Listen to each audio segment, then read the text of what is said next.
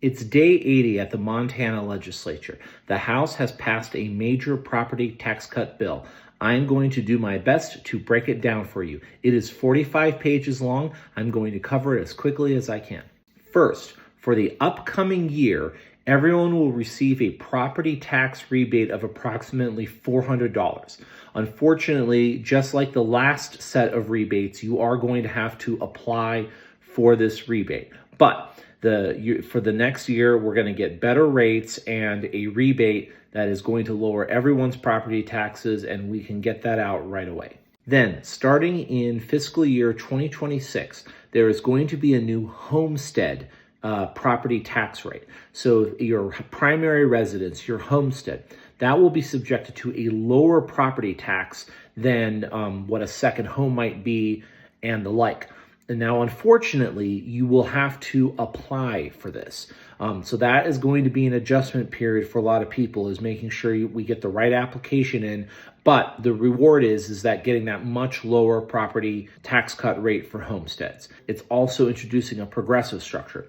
The median and underpriced houses, biggest tax cut. The median and higher houses, you'll still get a tax cut. It'll just be a little more reflective of the home's value.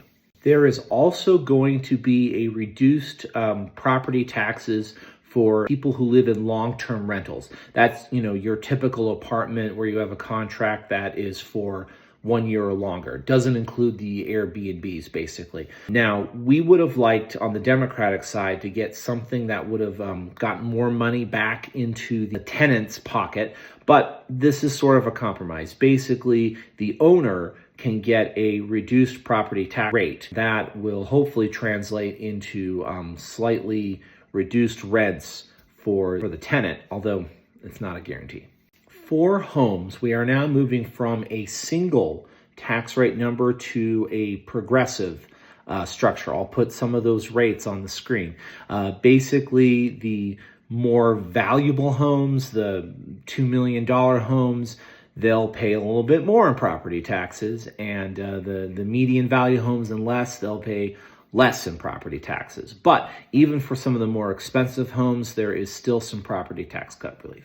Commercial and industrial property is also getting addressed in this. There'll be a smaller tier scale. So for the first $400,000 of commercial industrial property, that'll be taxed at a reduced rate, and then a little bit more for property value that's above that. Now, all of this is not law yet.